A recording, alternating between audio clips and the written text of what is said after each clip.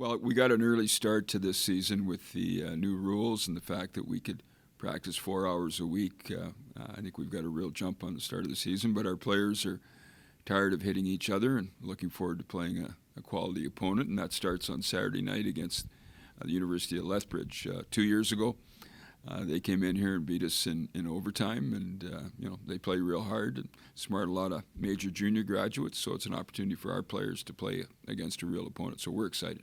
It's been a while since we've seen the likes of a full healthy roster for you guys. How excited are you just to get some of the guys who didn't get to finish last season, get them back on the ice? Well, I think it's a matter of some players that didn't finish the year getting the chance to play their first game in quite a while, and then the other side of it is we had some guys that came back at the end of last year that really weren't totally healthy yet, and you're going to talk to one of them here with Colt Conrad right now, and Colt missed most of the second half of the year and came back at the end, but really hadn't had a chance to really train and practice the way we would have liked.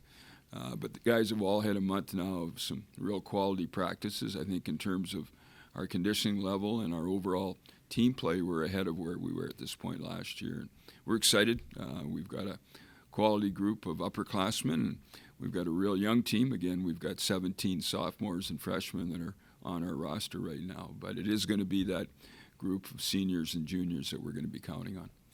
There are high expectations, the preseason rankings. I know you don't care too much about those, but the one group that you look at with your team and you go, okay, we'll see how they play is the goaltending. What do you think about the situation? Do you have a plan as for who will start on Saturday night? Well, I think right now the first thing is all four of our goaltenders came in the best physical condition that they've entered camp with, and the testing went well for them on the physical side. They worked extremely hard. They've worked extremely hard in practice, so we've kept track of all the statistical data, every shot in practice. We've kept track of goals against, save percentages. We've had 7 inter-squad games, 7 of our Brown and Gold games, and every one of those games we kept track of the numbers. And right now, from the statistical perspective, both in practice and in games, Austin Kane is the number one guy based on objective data, and that's what we're going to go with, and Austin will be our starting goaltender on Saturday night. Captains are typically named at the end of the previous season, but you made a change to that, and you added an assistant captain here last week. Can you just talk about what led you to naming Jade McMullen as assistant captain? Well, I think Jade McMullen, from a coaching perspective, and I know from a teammate perspective, and Cole Conrad's real close to him. Jade is a special young man. He came here as a freshman, and I'm not sure he was really sure of what he was getting into when he got here. There was a case of he was very homesick the first summer, and a number of talks in my office, and just give it another week, and we'll feel it out and see how you feel. And he went home a little bit early during the summer, and maybe didn't invest the time in the training here like he should have, but he just wasn't comfortable being here. But to see his development as a person, first and foremost, and as a hockey player and a competitor, Jade tested in the top 6 in our overall conditioning test this year, which was the best result he's ever had. I believe the first year he tested, he was 27th. And he's a solid guy. He's a very good student. He represents everything that we want from a Bronco hockey player. And we had an inter-squad game last Thursday. And I came in after that game, and normally I analyze the game and talk to the players about things that we could have done better during the game and things that we did very well as well, making sure that we pat them on the back for the good things. And I came in, and what I said is I wanted them to watch 2 clips. And it was 2 clips of Jade McMullen just hounding pucks instead of coming off after a long change and just dumping it in and letting the other team, he put the puck in, but he went in and won a battle so that we could get the line change. And then another play, he was just determined to win his one-on-one in the corner, came out of the puck and made a great play for a great scoring opportunity. And, talked about his commitment to our program, what he'd been through, and how he was an example of somebody that had grown as a person in our hockey program. And I told Justin Penn, our equipment manager, Justin, take that picture down that we've got in the senior recognition wall, and because Jade McMullen's going to need an A on his jersey. And the guys went crazy in the room. I think you've got a picture of him you're going to put on our website. But just a great moment, one of those real feel-good stories, and seeing all the guys patting Jade on the back and seeing the smile on his face and shaking his hand. Those are the kind of things that are great in terms of this profession. And prior to the exhibition game on Thursday night, the Bronco fans have a chance to come meet the team.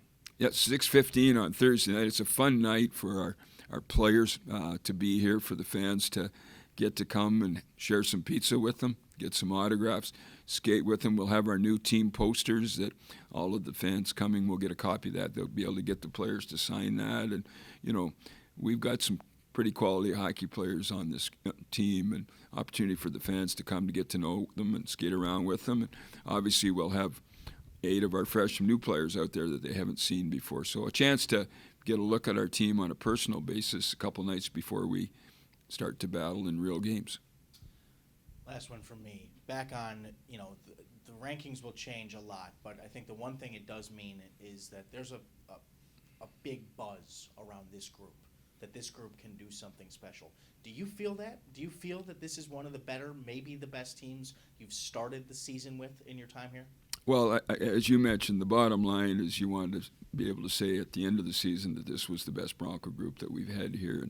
And certainly we all recognize the potential that lays within this team. Some players that had a chance to turn pro decided to come back and play another year with us because they feel that we've got a group that can do some damage. Now, this may sound very cliche, and it's a word that's being used, buzzword in football right now, is football coaches, they play one game a week, so their job each week is to go 1-0. And that's the kind of mentality we have to have, is we're going to play Lethbridge. We're going to need to play them very hard to be successful. And we've got a group that's committed to doing that. So, yeah, I feel the energy. I feel good about our group, and we're trying to get better every day. And we had an outstanding practice today. The coach was on them pretty hard all practice, making them realize this is game week now. It's different than the other weeks we've had. And as I told them at the end of practice, we got better today. And if we get better every day, we've got a chance to do some special things. Yeah, it goes by really fast. You never really believe it till it actually happens. It felt like yesterday that we were coming as a freshman class. We lost a few buddies along the way, but they're off to bigger and better things.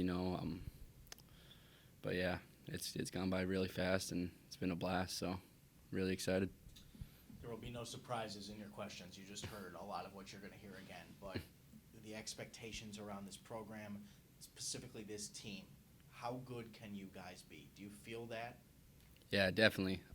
There's just a certain, like you said, buzz. The energy in the room is just great. Everybody's getting along. And, you go to practice every day, and you're just in awe by what some of the guys can bring. You got players that are considered the fastest in the country. You got players that are considered the best defensive minded players in the league. We just got an overall deep, skilled team right now, and we know it. And that brings out confidence in the play. And when you got confidence, it's a real fun thing to be a part of. So we like Coach said, we come to practice every day, and we try and get better no matter what is going on in the outside world.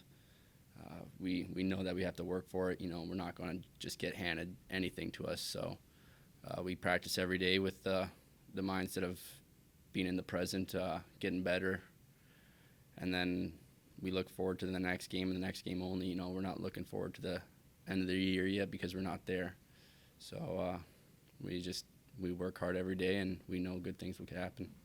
The goaltending is something to talk about until it's not. Obviously, last year it wasn't what you wanted, and I know you don't play goalie, but you've practiced against them now for the better part of a couple months. What do you see from that position group? Well, I think we got great goalies. It just comes down to who's going to play for us and who's going to give us the best chance to win. We saw what Ben Blacker could do his freshman year.